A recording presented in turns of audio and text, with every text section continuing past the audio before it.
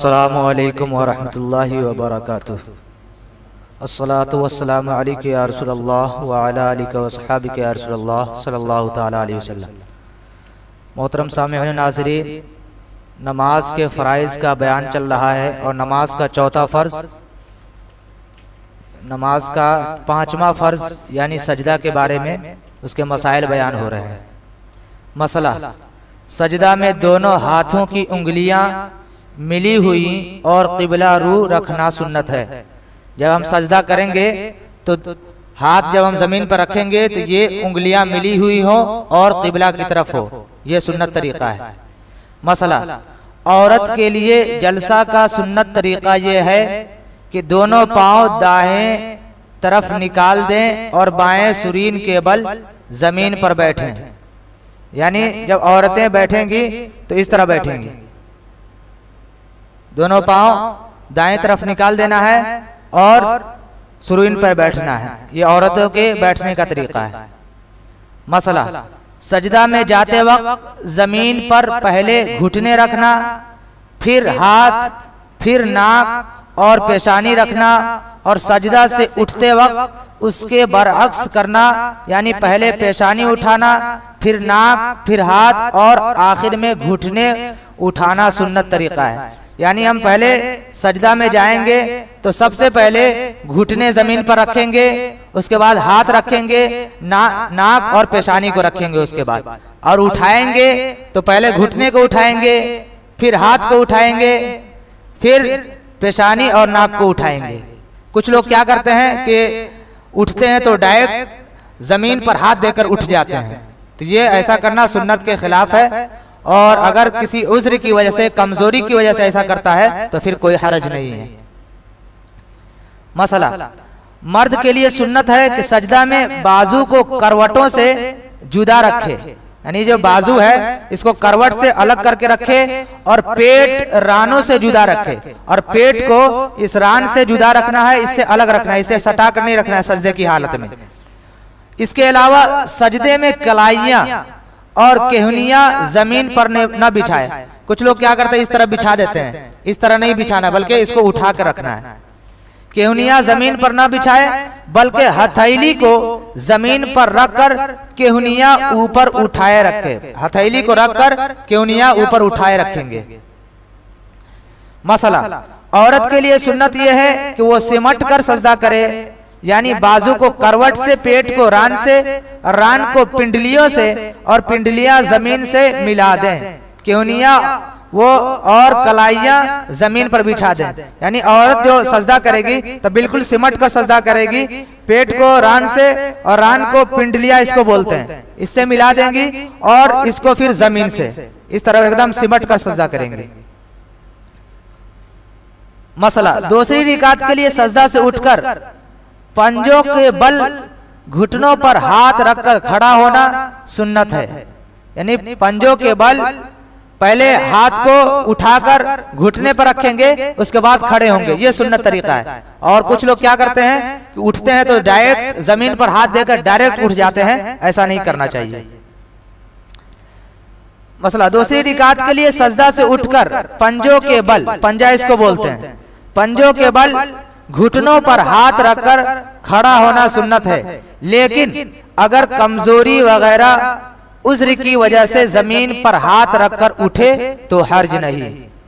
मसला, सजदा में नजर नाक की तरफ करना मुस्तहब है, यानी हम सजदा करेंगे तो अपने नाक की तरफ सजदे की हालत में देखेंगे, इस तरह करना मुस्तहब है। मसला, अगर सजदा में पेशानी खूब न दबी तो नमाज ही न हुई, और नाक हड्डी तक न दबी बल्कि नाक जमीन पर सिर्फ मस हुई, सिर्फ जमीन से लगी तो नमाज मकरूह तहरीमी वाजिबुल आदा हुई।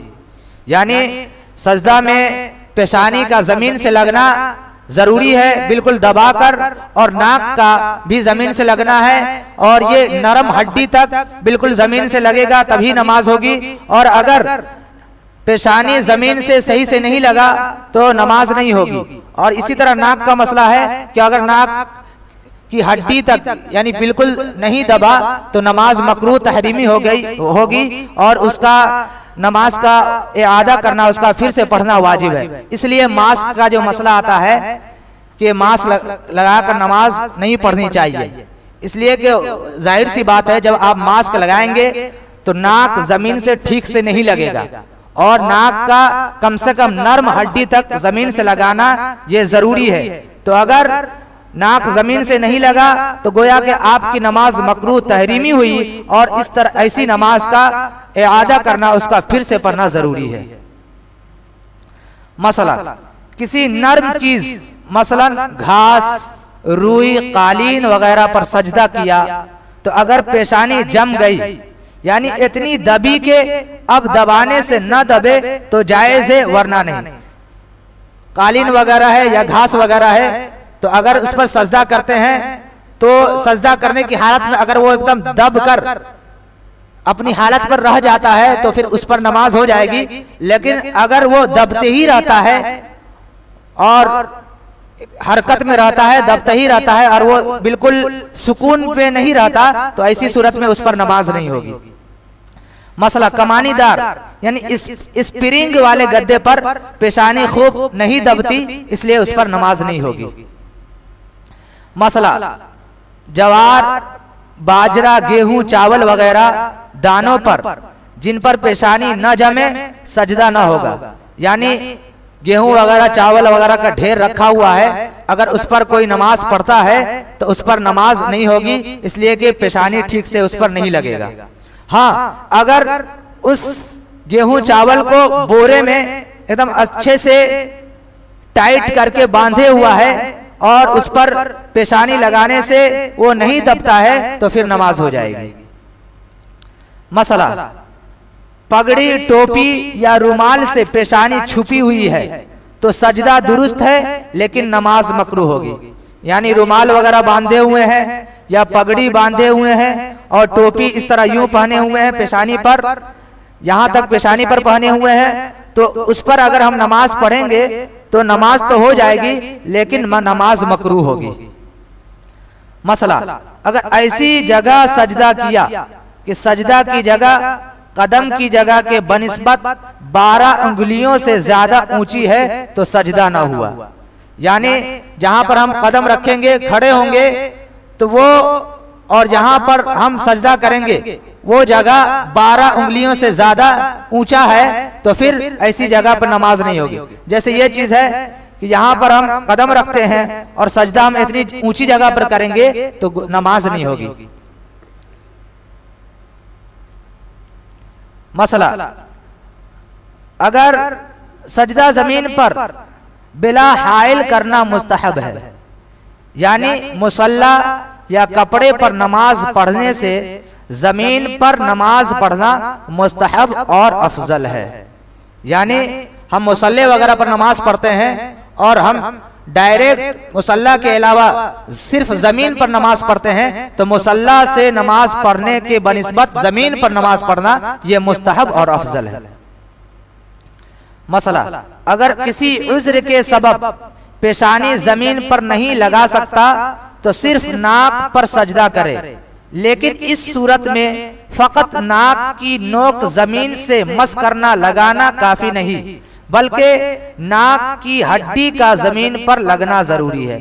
यानी अगर किसी के पेशानी में जख्म वगैरह है और वो पेशानी को जमीन पर नहीं लगा सकता तो उसके लिए जरूरी है कि वो नाक पर ही सजदा करे, लेकिन नाक की हड्डियों का, नाक की हड्डी का जमीन पर खूब अच्छी तरह लगाना उसके लिए जरूरी हो जाएगा।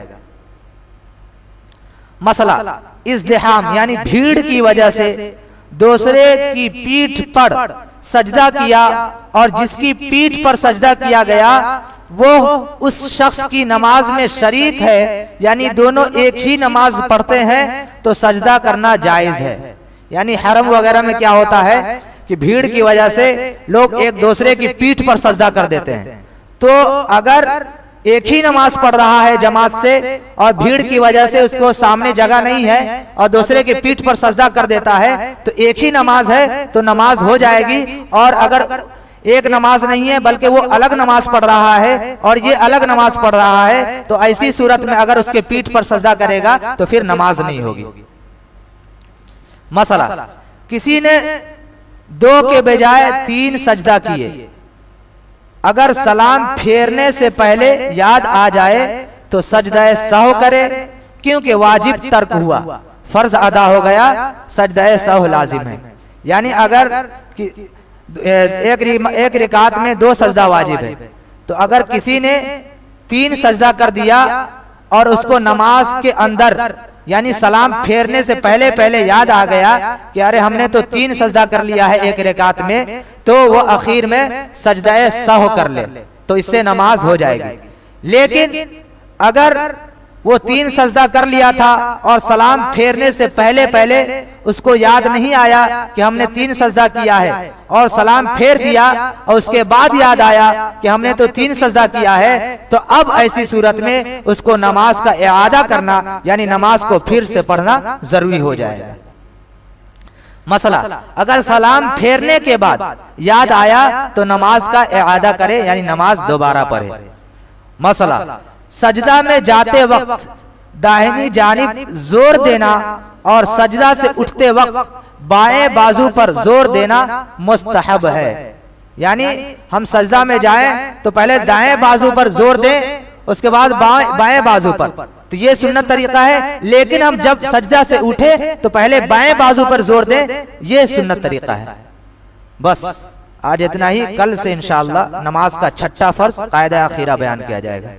बिस्मिल्लाहिर्रहमानिर्रहीम, सल्लल्लाहु अला नबिय्यिल उम्मी व आलिहि सल्लल्लाहु अलैहि वसल्लम, सलातun व सलाmun अलैका या रसूलल्लाह सल्लल्लाहु तआला अलैहि वसल्लम।